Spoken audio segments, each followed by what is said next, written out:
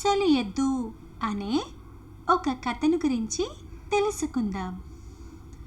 వెంకయ్య అనే రైతు వద్ద ఒక ఎద్దు ఉండేది.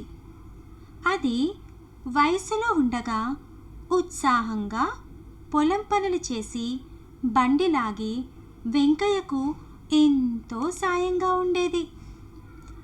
క్రమంగా ఆ ఎద్దు ముసలిదైపోయింది.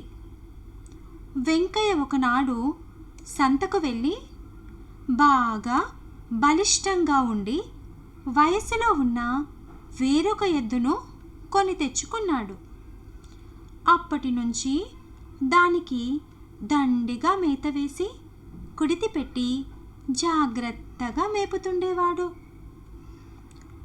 ముసలి ఎద్దుకు మాత్రం కాస్త ఎండుగడ్డి వేసి ఊరుకునేవాడు.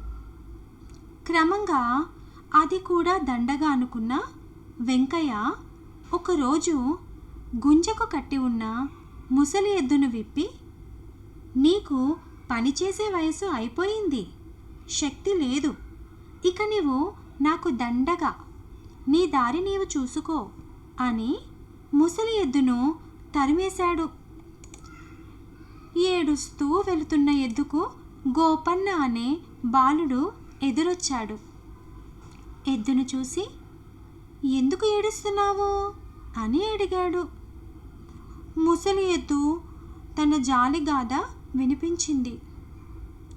గోపన్న ఒక ఉపాయం ఆలోచించి ముసలి ఎద్దును తీసుకొని వెంకయ్య ఇంటికి వెళ్ళి, ఈ ఎద్దు నీదే కదూ అని అడిగాడు. అవునన్నాడు వెంకయ్య.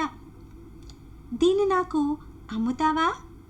నీకు 1000 వరహాలు ఇస్తాను అన్నాడు గోపన్న.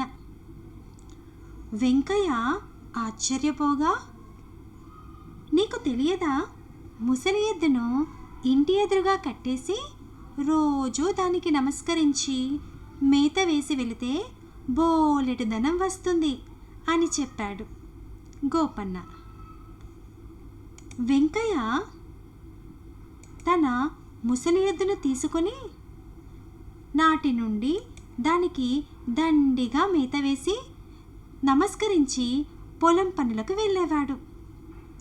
ఆ ఏడు దండిగా వర్షాలు కురిసి పొలం బాగా పండడంతో బాగా లాభాలు వచ్చాయి. అదంతా ముసలి ఎద్దు వల్లనే అని సంబరపడ్డాడు వెంకయ్య. కథ నచ్చింది కదా పిల్లలు?